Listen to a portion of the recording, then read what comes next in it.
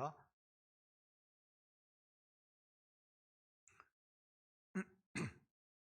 며칠 전에 뉴스를 봤더니 불란서 배우 아란드롱이 안락사를 선택했다라는 기사가 나왔습니다. 그래서 저는 아란드롱이 죽었나 보다 생각을 했는데 그렇지는 않았고요. 아직은 살아 있습니다. 앞으로 병이 더 악화되면 수술을 하거나 응급적인 의료 행위를 하지 않고 주사를 맞고 편안하게 죽음을 선택하겠다는 거죠. 대부분의 나라에서 안락사를 허용하지 않는데 스위스에서만은 안락사를 허용한다고 합니다. 그래서 지금 아란드롱은 스위스에 있다고 합니다. 아란드롱이 누굽니까? 진짜로 한 세기에 한 사람 날까 말까한 세계적인 미남이잖아요. 그 젊었을 때의 사진을 봤더니 남자인 제가 봐도 막 마음이 감동이 되는 거예요. 너무 잘생겼어. 특별히 우리 한국과 일본 여성들에게 인기가 많았다고 합니다. 아란드롱이 1935년생이라고 하니까 지금 87살인 거죠. 그의 최근에 찍은 사진을 봤더니 그분도 늙으니까 별 볼 일 없더라고요. 한 사람의 평범한 늙은이와 별 차이가 없었습니다. 사람은 누구나 늙어갑니다. 어쩔 수 없는 일입니다. 아무리 몸부림을 쳐도 늙는 것을 막을 수는 없습니다. 사람은 태어나는 순간부터 늙어가는 것이고 죽음을 향해 부단히 가고 있는 것이죠. 그러므로 우리의 육신이 늙어가고 죽어가고 있는 것을 자연스럽게 받아들여야 됩니다. 거부할 수 없는 순리 아니겠습니까? 그렇지만 우리는 썩어서 없어지는 것이 아니라 다만 변화하는 것이다 라는 사실을 꼭 기억하시기 바랍니다. 저는 변화에 대해서 세 가지의 견해가 있다. 저는 그렇게 생각합니다. 첫째는 자연적인 변화가 있어요. 진화론적인 변화라고도 얘기할 수 있습니다. 이것은 아주 오랜 세월, 100년, 200년이 아니에요. 몇백만 년, 수천만 년에 걸쳐서 서서히 변화되는 겁니다. 우리들도 이런 자연스러운 변화를 살아가면서 경험하죠. 사람이 태어나서 늙어가고 병들어 죽는 것, 그런 변화를 말하는 겁니다. 이런 변화하는 과정에서 환경에 적응하고 적응한 개체만이 살아남게 되죠. 적자생존의 법칙입니다. 그렇다고 힘센 종만 살아남는 것이 아니에요. 혹독한 환경에 적응하는 종이 살아남게 되는 거죠. 둘째는 인격적인 변화가 있습니다.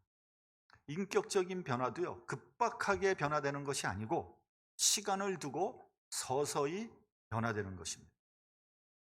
특별히 인격적인 변화는 교육과 훈련을 통해서 변화되는 것으로서 시간이 걸리고 때로는 무력해 보이기도 하지만 꼭 필요한 변화입니다.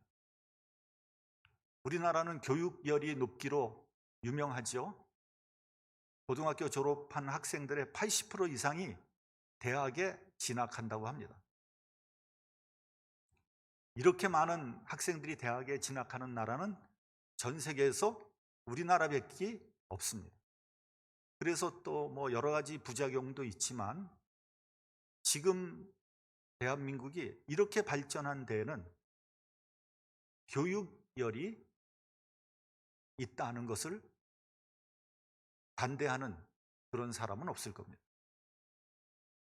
지금 한국은 단순히 물질적으로만 잘 사는 것이 아니고요. 질서의식, 책임의식, 혹은 문화적인 수준에 이르기까지 선진국으로서 손색이 없습니다. 다만 정치의식만 빼고 말입니다.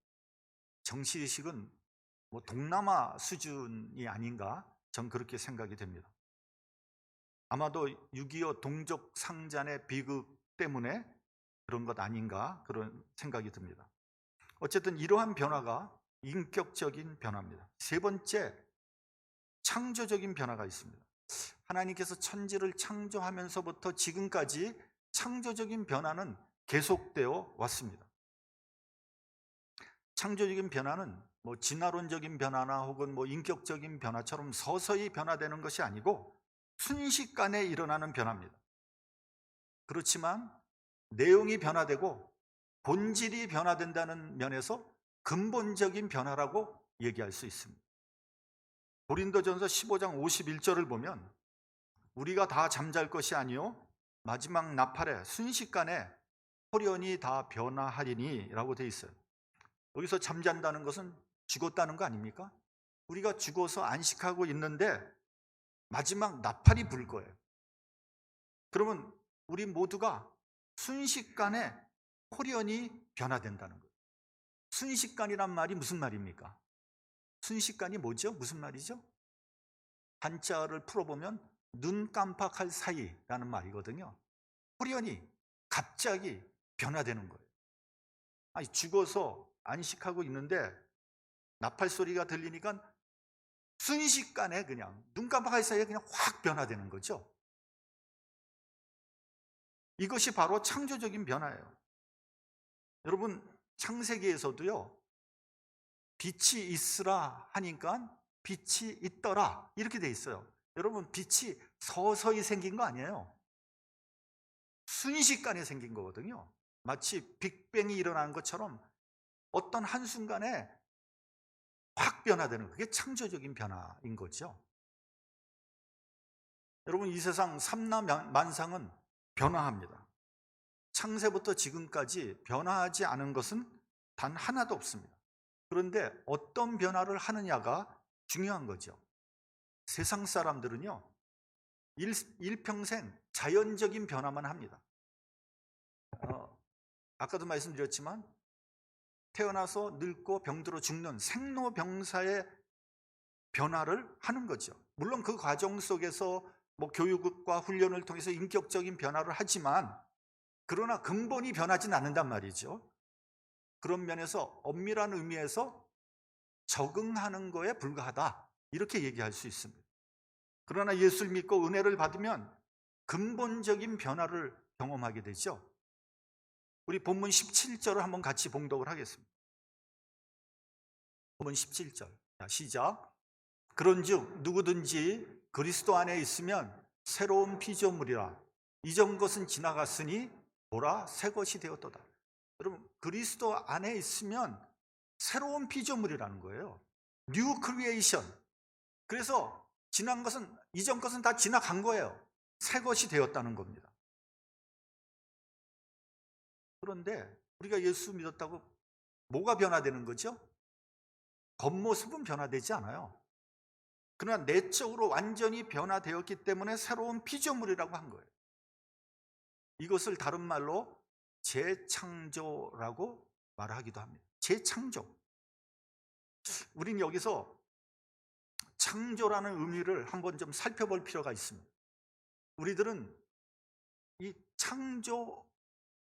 창조되다 혹은 만들다, 이 말은 다른 말이거든요. 근데 우리나라 사람들은 창조하다 하고 만들다라는 말을 혼돈해서 씁니다. 영어로 얘기하면 create, make, 이건 엄연히 다른 말이거든요. 창세기 1장을 보면 창조라는 단어가 4번 나오거든요. 근데 거기서 얘기하는 창조의 의미는 3가지로 분류할 수 있습니다. 첫 번째는 무에서 유로의 창조입니다. 다시 말하면 아무것도 없는 데서 무에서 뭔가를 만들어낸다는 거죠. 창세기 1장 1절을 보면 태초에 하나님이 천지를 창조하시느니라. 아무것도 없는 데거든요. 아무것도 없어요. 무예요. nothing. 거기서 천지가 창조가 된 거예요. 순식간에. 이같이 아무것도 없는 무에서 천지를 창조하신 것, 이게 바로 창조인 거죠. 이러한 창조는 하나님 외에는 할 수 없는 거예요. 그래서 하나님을 창조주라고 하는 거죠. 둘째는 창세기 1장에 보면 무기질에서 유기질로 변화되는 것을 창조라고 했습니다. 다시 말하면 돌이나 흙이나 물 같은 무기체에서 생명이 있는 유기체로 변화되는 것을 창조했다, 이렇게 되어 있습니다. 돌이나 물이나 공기나 흙, 이런 것은 뭐 아무리 오랜 세월이 흘러도 거기에 생명이 들어갈 수는 없는 겁니다. 그게 뭐 그런 무생물이 생물이 될 수는 없어요. 물론 진화론자들은 무생물에서 오랜 시간이 흐르고 조건이 맞는다면 생명체로 변한다고 뭐 강조를 하고 있지만, 그것을 뒷받침할 만한 과학적인 실질적인 증거는 없어요. 아무 증거도 없는 거예요. 그저 돌, 흙, 햇빛 이런 것이 오래오래 수천 년, 수천만 년 지나다 보니까 거기서 생명이 생겼다는 거예요. 이런 얼토당토한 얘기가 어디 있냔 말이지.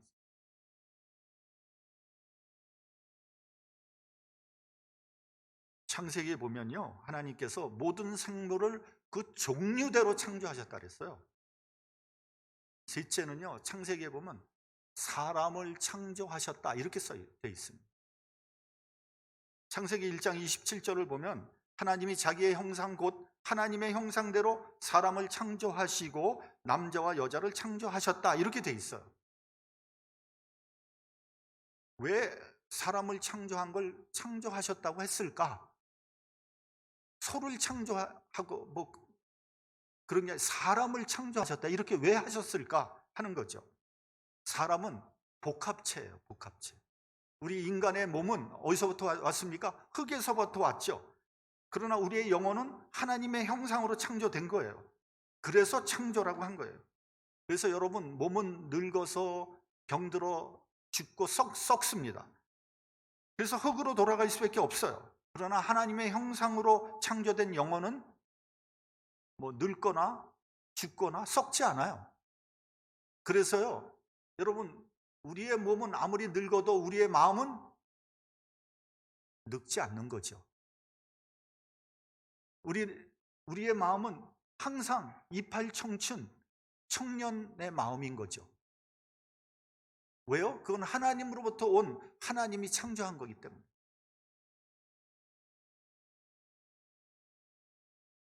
그래서 고린도후서 4장 16절에 보면 우리의 겉사람은 후패하나 우리의 속은 날로 새롭다고 한 거예요.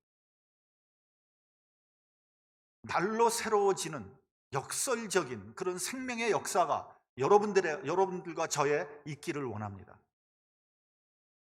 여러분, 우리는 아무리 늙어도요, 우리의 마음은 안 늙는 거예요. 자, 그렇다면 우리는 그리스도 안에서 재창조된 그 역사를 한번 알아볼 필요가 있습니다. 창조를 알아봤으니까 우리가 뉴 크리에이션이잖아요. 재창조가 됐잖아요. 그것을 한번 알아보기를 원합니다. 재창조도 창조의 원리와 대동소이해요. 첫째는 영적으로 무에서 유로의 변화를 체험하게 돼요. 이건 무슨 말이냐면요, 우리가 이 땅에 속해서 땅만 바라보며 살던 사람이, 다시 말하면 육체의 소욕대로 살던 사람이 은혜를 받으면 이 땅에 대한 그런 관심이 사라지고요, 하늘의 것을 사모하게 되는 거예요. 그러니까 육적인 사람이 은혜를 받고 나면 어떤 사람으로 됩니까? 영적인 사람으로 변화되는 거죠. 영적으로 무에서, 아무것도 없는 데서 영적인 사람으로 변화되었다, 이런 얘기입니다. 이런 근본적인 변화를 체험한 사람, 이런 사람이 그리스도인이에요. 그러니까 전에는 상상도 할 수 없었던 그런 일들이 내 안에서 현실로 나타나게 되는 거죠. 예를 들어 볼까요? 복음서를 보면 부자 청년이 예수님에게 와서 어떻게 하면 영생을 얻을 수 있습니까? 물어봅니다. 예수님 뭐라 그러셨어요? 계명을 다 지켜라. 그러니까 그 청년이 뭐라 그럽니까? 그것은 제가 어려서부터 다 지켰습니다. 자신 있게 대답을 하죠. 그러니까 예수님께서 또 뭐라 그러십니까? 가서 내 소유를 팔아 가난한 자들에게 다 주라. 그리하면 하늘의 보화가 내게 있으리라. 그리고 와서 나를 조치라. 여러분 이 말이 무슨 말입니까? 내 재산 다 팔아가지고 가난한 사람에 줘야 되는 겁니까? 그래야 천국 가는 겁니까? 그렇게 안 하면 천국 못 가는 겁니까? 굉장히 고민스러워지는 일이죠. 그 청년은 재물이 많았기 때문에 그 말씀을 듣고 근심해서 갔다. 이렇게 되어 있습니다. 예수님이 하신 말씀은 뭐냐면요, 하나님의 형상을 회복하라는 거예요. 우리의 영혼이 은혜로 말미암아 새로워지는 재창조의 역사가 일어나야 한다는 거예요. 본문 14절 후반을 보면요, 한 사람이 모든 사람을 대신하여 죽었은즉 모든 사람이 죽은 것이라고 했어요. 죽음을 말씀하고 있습니다. 여러분, 새롭다는 말의 의미는요, 옛것을 수정하거나 보완해서 발전시키는 것이 아니라 옛것은 죽어야 한다고 말씀하는 거예요. 여러분, 성경에서 말하는 새로움의 의미는요, 옛것의 죽음으로부터 시작하는 거예요. 옛것은 그리스도와 함께 십자가에 못 박아 죽어야지 새롭게 시작되는 겁니다. 이러한 영적으로 무에서 유로의 변화를 경험한 사람, 이런 사람이 그리스도인입니다. 나에게 아직도 문제가 있습니까? 나의 옛사람이 죽지 않았기 때문입니다. 나의 옛사람을 십자가에 못 박아버리면 새로운 창조적인 역사가 나타나게 되는 거예요. 둘째로, 재창조가 되면 생명적인 변화를 체험하게 됩니다. 무슨 말이냐면, 내 안에 그리스도의 생명이 있으면 나도 모르게 인격적인 성숙과 성장을 경험하게 되는 거예요. 겨자씨의 비유를 한번 생각해 보시기 바랍니다. 그 씨가 아무리 작아도 그 씨가 살아만 있다면 거기서 싹이 나고 자라나게 됩니다. 나중엔 크게 자라서 새들이 깃들 수 있는 그런 나무가 되는 거죠. 이것이 생명의 창조적인 변화입니다. 내 안에 그리스도의 생명이 있다면 그냥 자라나는 것이 아니라 그리스도의 형상을 담는다는 거예요. 마치 자녀가 부모를 닮는 것과 같이 내 안에 그리스도의 생명이 있으면 그리스도의 형상을 닮아가게 되는 거라는 거죠. 그러면 이렇게 새로운 피조물이 됐으면 이런 사람들에겐 어떠한 역사가 나타나는지를 우리 본문을 통해서 한번 살펴보도록 하겠습니다. 본문 15절 같이 봉독하겠습니다. 자, 시작. 저가 모든 사람을 대신하여 죽으심은 산자들로 하여금 다시는 저희 자신을 위하여 살지 않고 오직 저희를 대신하여 죽었다가 다시 사신 자를 위하여 살게 하려 함이니라. 말이 복잡한데요, 쉽게 얘기하면 이제는 더 이상 나 자신을 위해 사는 것이 아니라 예수 그리스도를 위해서 살게 된다는 거예요. 그러므로 여러분, 첫 번째, 우리의 삶의 목적이 변화되는 거예요. 은혜를 받으면요, 병 낫고 부자 되고 말이죠, 출세하는 것이 아니라 나의 인생관, 가치관, 나의 세계관이 변화된다는 거예요. 그러니까 은혜 받기 전에는 물질을 벌기 위해서, 출세하기 위해서 내 인생을 걸었다면 은혜를 받고 난 다음에는 더 이상 그런 세상적인 목적을 위해 살지 않는다는 거예요. 그렇다고 해서 돈 벌지 말라는 것도 아니고요. 그렇다고 해서 출세하지 말라는 그런 말이 아닙니다. 그것이 때로는 필요할지 모르지만 그것이 내 인생의 목적이 될 수 없다는 거예요. 내 인생의 목적은 그리스도의 영광을 위해서 살아가게 된다는 거죠. 근데 어떤 사람은요, 입으로는 그리스도의 영광 떠들어대는데 결국 나중에 보면 전부 자기 영광만 차지하는 사람들이 있더라고요. 왜 그럽니까? 아직도 새로운 피조물이 되지 못했기 때문에 그럽니다.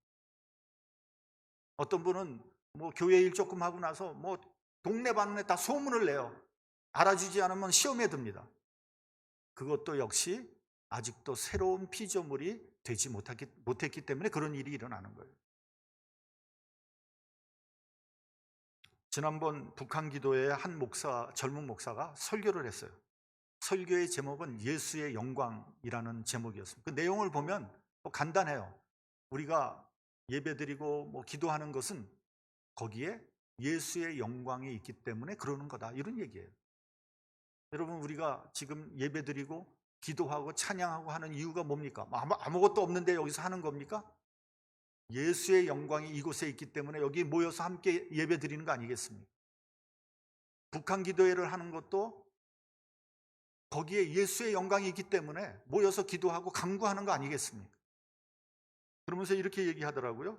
시카고 지역이 목회하기 어렵지만 그래도 이곳에 예수의 영광이기 때문에 목회자로 헌신하는 거 아니겠느냐고 했어요. 그렇습니다. 시카고뿐만 아니라 미주에 있는 이민교회에서 어렵지 않은 교회가 어디 있겠습니까? 목사들이 할 일이 없어서 박봉을 받고 목회하는 것이 아니에요. 주님의 영광을 위해 어렵고 힘든 길을 가는 겁니다. 목사만 그렇겠습니까? 모든 우리 교회 다니는 또 교회에서 사역을 하는 분들이 다 예수의 영광을 위해서 일을 하는 거지 월급 받자고 일하는 거 아니지 않습니까?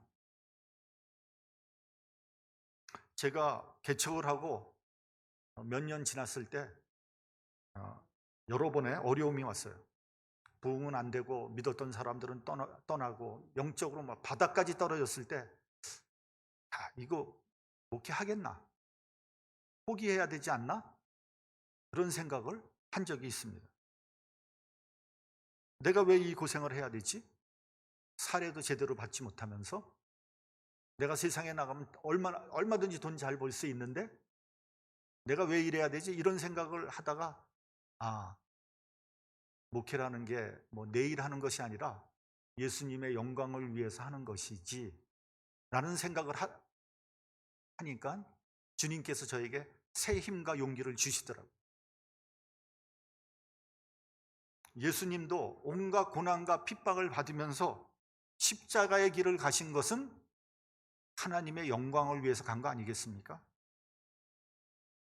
저는 예수님이 고난과 핍박을 당하셨지만 그래서 십자가에서 그 혹독한 고통을 받으셨지만 그 안에 보람과 기쁨과 행복이 있었다고 저는 생각합니다. 그래서 저는 예수님은 누구보다도 행복한 분이었다. 전 그렇게 생각해요. 여러분, 우리가 주의 일을 하다 보면 어려움이 있죠. 고난이 있죠. 아픔이 있죠. 그것만 있습니까? 주님께서 주시는 기쁨과 보람이 있거든요. 행복하거든요. 그래서 주의 사역하는 거 아니겠습니까? 여러분, 주의 사역 이거 억지로 누가 하겠어요? 그 안에 주님께서 주시는 기쁨과 감사가 있으니까 이 일을 하는 거 아니겠습니까? 둘째는 새로운 피조물이 된 사람은 사랑할 수 있게 됩니다. 본문 14절을 보면 그리스도의 사랑이 우리를 강건하신다고 했어요. 여러분, 인간은요 이타적인 존재가 아닙니다. 이타적인 사랑 안 합니다. 다 자기중심적인 사랑을 하게 돼 있어요. 그게 인간이에요. 그런데 주님의 사랑을 경험한 사람은 이타적인 사랑을 할 수 있게 돼요. 왜요? 주님께서 강건하시기 때문에 그렇습니다.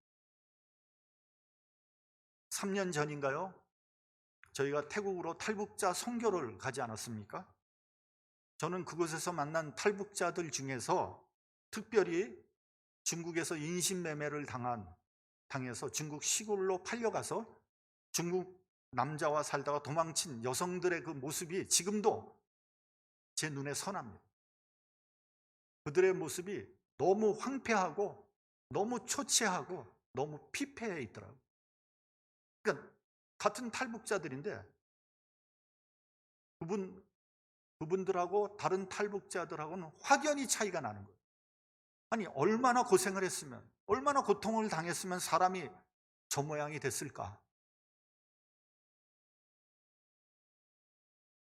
저는 그들을 보고 북한 사역을 더 열심히 해야 되겠다는 생각이 들었습니다. 왜냐하면 그리스도의 사랑이 저를 강건하기 때문에 그럽니다. 우리가 그래서 선교 여행 가는 거 아니겠습니까? 뭐 선교, 단기 선교 간다고 여러분 무슨 일을 하겠어요? 거기 가서 여러분들 단기 선교 가가지고 일주일 가서 무슨 일 하겠어요, 여러분? 선교사 방해하고 오지 않으면 다행이죠. 근데 가서 보면은 그리스도의 사랑이 나를 강권하거든요. 아, 내가 열심히 해야 되겠다. 내가 은혜 받은 사람으로서 이렇게 살 수 없지. 그런 걸 느끼고 온단 말이죠. 저는 목사로서 우리 성도들의 신앙생활 하는 것을 유심히 살펴보고 있습니다. 가끔 성도들이 의견의 차이로 부딪혀요. 어떨 땐 심각한 갈등을 보일 때도 있어요. 그럴 때 성숙한 성도들은요, 이를 악물고 참습니다. 세상적으로 생각하면 참을 이유가 없죠. 안 보면 되는 거예요. 그렇죠? 내가 왜 자존심 상하고 속이 상하면서까지 참아야 합니까? 그리스도의 사랑이 나를 강권하기 때문에 끝까지 참는 거예요. 주님의 사랑을 생각하면 이 정도는 아무것도 아니지. 주님은 나 때문에 얼마나 많은 고통을 당했는데, 그리고 마음을 다잡게 되는 거죠. 여기에서 믿음이 있는 사람과 믿음이 없는 사람이 갈리게 되는 거예요. 셋째는 화목하게 하는 직책을 주셨습니다. 우리 본문 18절 봉독하겠습니다. 본문 18절. 자, 시작. 모든 것이 하나님께로 났나니 저가 그리스도로 말미암아 우리를 자기와 화목하게 하시고 또한 우리에게 화목하게 하는 직책을 주셨나니. 은혜 받은 사람은요, 화목하게 하는 사람으로 살아야 합니다. 분쟁하는 곳에 그리스도인들이 들어가면 그 분쟁이 그치고 화목하게 돼야 되는 거예요. 여러분, 요즘 교회가 세상 사람들로부터 존경을 받지 못하는 이유가 어디에 있다고 생각합니까?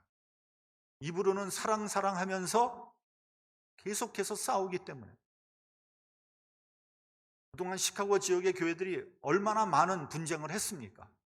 이 분쟁 때문에 전도가 되지 않습니다. 교회에서 분쟁이 일어나면요, 하나같이 자기는 하나님 편이고 상대방은 마귀 편이 되는 거예요. 그래서 그 싸움이 끝이 나지 않아요. 타협이 되지 않고요, 해결이 되지 않습니다. 분쟁의 원인을 살펴보면 간단해요. 여러분, 분쟁의 원인이 뭔지 아세요?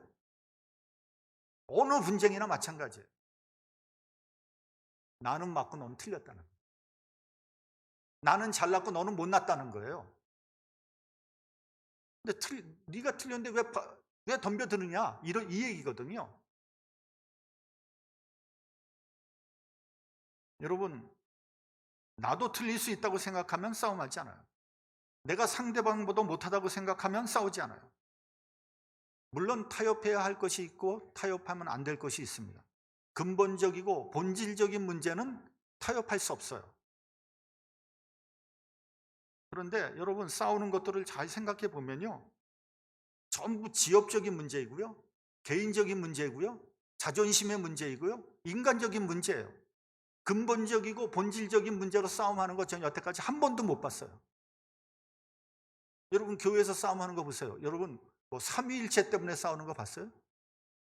예수님의 신성과 인성 때문에 싸우는 거 봤어요? 그런 싸움 안 해요. 전부 다 개인적인 싸움, 개인적인 감정, 너 틀리고 나 맞았다, 뭐 이런 것들이에요. 전부 자존심 싸움이에요.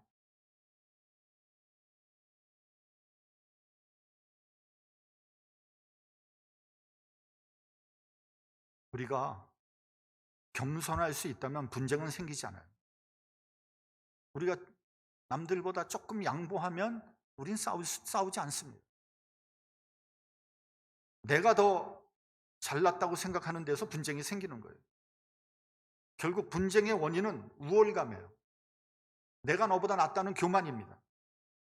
내가 겸손할 수 있다면 분쟁 생기지 않아요. 근데 문제는 뭔지 아세요? 인간은요, 스스로 겸손해지기가 매우 어렵다는 거예요. 인간은 원래 겸손한 존재가 아닙니다. 뭐 조금이라도 뭐라도 있으면요, 고개를 쳐들게 돼 있어요. 여러분, 공부 많이 했다고 겸손해집니까?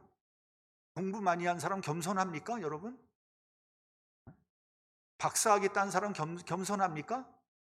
수양 많이 했다고 겸손해집니까? 천만의 말씀. 겉으로는 겸손한 척하지만 속으로는 엄청 교만합니다, 여러분. 그래서 박사학위 딴 사람도 고집 얼마나 센지 몰라요. 안 꺾여요, 여러분. 왜요? 교만하기 때문에.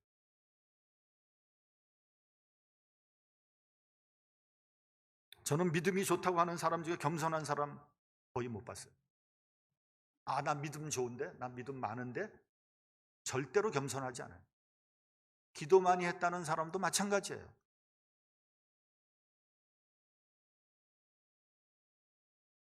그러면 어떻게 해야 됩니까?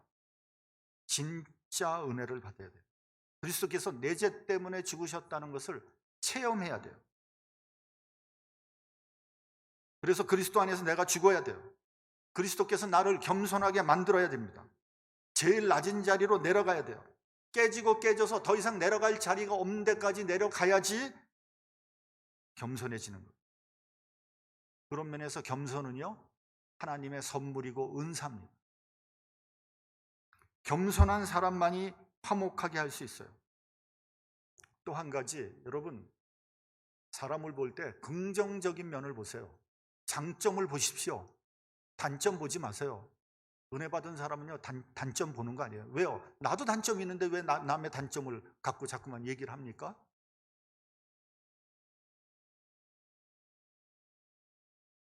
매사에 부정적인 사람은요, 분쟁을 일으킬 뿐입니다. 매사에 긍정적으로 생각하시기 바랍니다. 조금 손해보세요. 조금 양보해 보십시오. 그러면 화평하게 됩니다. 내가 어떤 사람하고 분쟁을 일으키는 이유는 결국은 뭐냐? 내가 교만하기 때문에 그렇습니다. 그리스도께서 우리와 하나님을 화목하게 하셨어요.